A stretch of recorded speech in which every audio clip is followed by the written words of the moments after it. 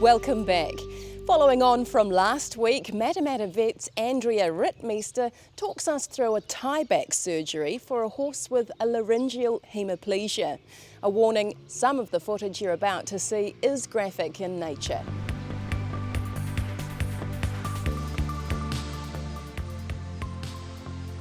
Andrea, last week we saw the images of the horse on the dynamic scope. That particular horse went to surgery. What were the reasons for it?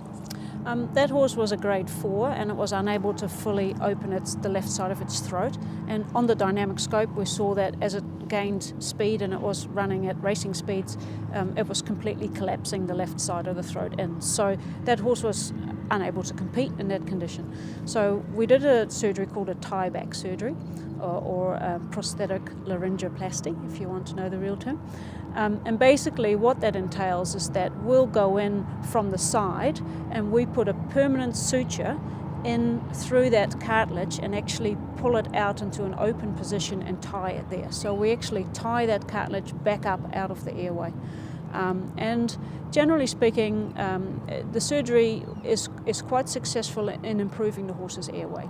A lot of studies have been done looking at airflow before and after surgery, and it definitely stabilises the throat and gives the horse an opportunity to be an athlete. There are some problems with the surgery in that when you look at a horse, consider that a throat normally opens when they breathe and closes when they swallow to protect the airway from food and water. Obviously, if you're tying one side open, you're going to take away that horse's ability to protect its airway. So there are some problems with coughing after surgery that we need to manage. Most horses, however, will cope with that, provided they're adequately managed. An operation like this is probably one of the most common types that you perform. How long does it take? The actual tie-back surgery takes about 45 minutes, but we also do a second procedure immediately afterwards where we'll roll the horse up on its back and we open up the airway and we'll trim out the horse's vocal cords. And the reason for that is that it helps just tighten everything up and scar it back so that we have increased airflow and reduced noise post-operatively.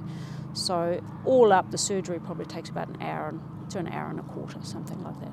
What are the recovery rates, Andrea, of post-ops like tiebacks? Recovery is quite important.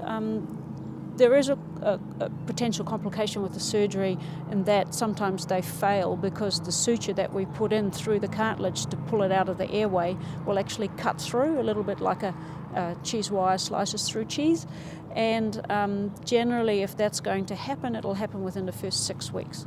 So the first 6 to 8 weeks post-operatively are extremely important. And one of the key things, I think, is to keep that horse really quiet. And the two things that we don't want them to do is don't want them to run around, and we don't want them to spend a lot of time neighing or calling out to other horses. So I always sit the owners down beforehand and explain to them what they're going to need to have in place for aftercare, which is a quiet place, obviously inside a box or a yard where they're confined with a friend so that they're not calling out and there's not too much happening around them, not too much coming and going of other horses. It's very important. So the suture we put in stays in permanently. It's a permanent implant, so obviously infection post-op is something we don't want.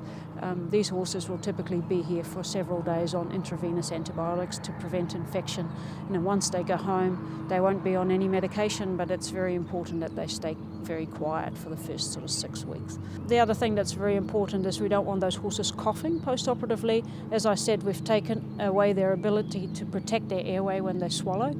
So it's very important that we don't get too much food and water going down their windpipe, because the coughing, again, is pulling against the implant, and we don't want that to pull through until we get a bit of scar tissue around it. So what we tell owners is that it's very important to put the feed and water on the ground so that when the horse is eating and swallowing, it's all going uphill and it's far less likely to drop into their windpipe. And also we will make sure that they dampen the food down so that there's very little dust. Same with the stable, obviously we don't want them to be in a dusty environment because that's going to cause a lot of coughing. So all going well, a full recovery can be made in what amount of time? Generally at 8 weeks, I tell people to put them back into work. Because as I said, if they're going to pull through and fail, it's usually in the first 4 to 6 weeks. And once you get out to about the 8-week mark, you've got a fair amount of scar tissue, holding it all together. So generally I say to people, keep them really quiet for the first 6 to 8 weeks, and after that put them back into work and see what you've got. Because at that point, what you've got is pretty much what you're going to have. I usually scope them at 8 weeks before they go back into work to assess the final degree of pull-out that we've got out of the surgery. And the overall success rate is about 70%. So that means that in 3 out of 10 horses you have some kind of complication, whether it be excessive coughing and not coping with the fact that their windpipe is exposed, or more commonly that they cut through and the implant fails, in which case you're right back to square one.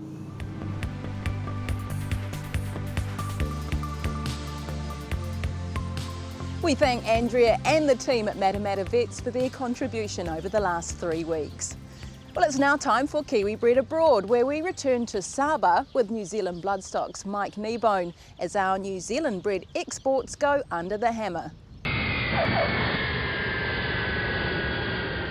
Hi and welcome to another edition of Kiwi Bred Abroad, brought to you by the compliments of the Singapore Turf Club, who race from their base at Kranji every Friday and Sunday.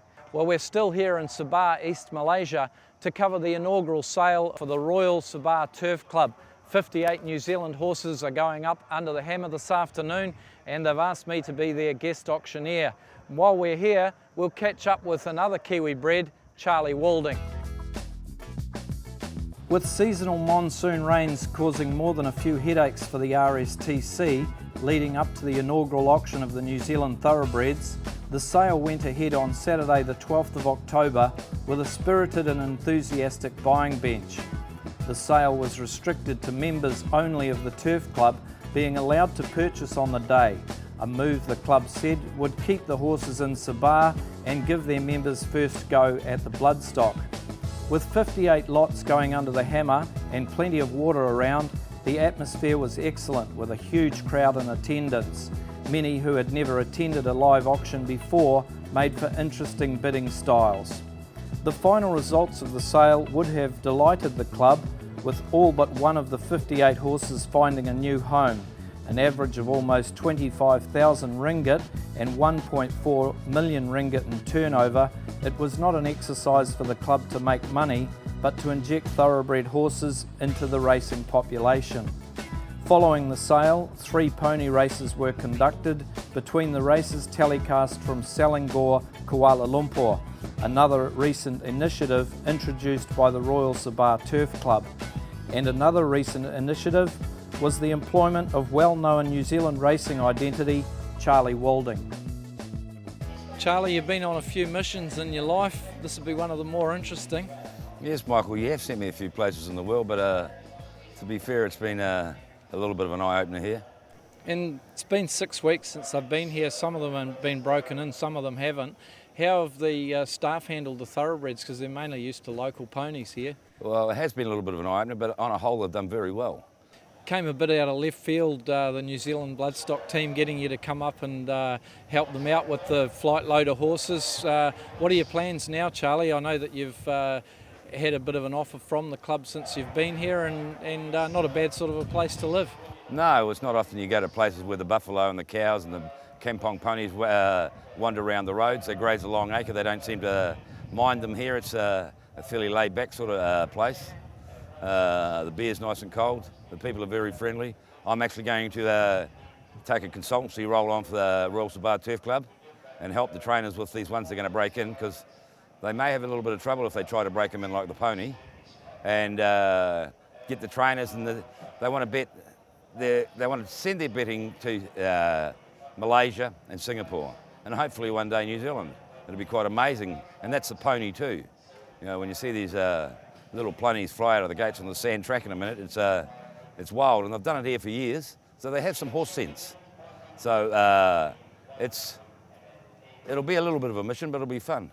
Just talking about the committee, and especially Chairman pt2, they've really put their name on the line and brought in some pretty innovative ideas. They're an amazing crowd, aren't they? Yeah, they're good blokes, you know, and they do have a vision that's kind of potted along here, and they want to send Sabah horses to the world.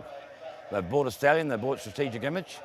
He's a gorgeous horse. They intend to breed with him as much as they can, and as the sale has been so successful here today, they intend to do more, and I believe the next sale will open up to the rest of Asia, which will be very interesting. It's exciting, Charlie, because they like to race fillies here, and it's a much needed market to fill in New Zealand, so we look forward to them probably coming back again at some stage. I'd say that's a living certainty, Michael. You know, and it's our breeders, we've got to look after them, as NZB does, but to have a filly market that'll, I think, get stronger will be fantastic. Future for Charlie Walding, he's got a lot of hats to wear up here, but I heard a few people asking you if you'd train their horses today, so I guess that's going to be one of the things on the agenda in the next 6 weeks. Yeah, it'll be a bit of fun. And I'm also, I will be, and I also, in conjunction with the club, helping the other trainers get their systems in place and that for the thoroughbred and the pony, and get things a little bit more professionalised here, and I'm sure it'll go very, very well, and Sabah will be well known then. Well, it's been a very interesting day and some spirited bidding at the inaugural auction for the Royal Sabah Turf Club. It was great to catch up with the local Charles Walding. He looks like he's settled into Sabah pretty well up here in East Malaysia. On behalf of the Singapore Turf Club, we'll see you again next time.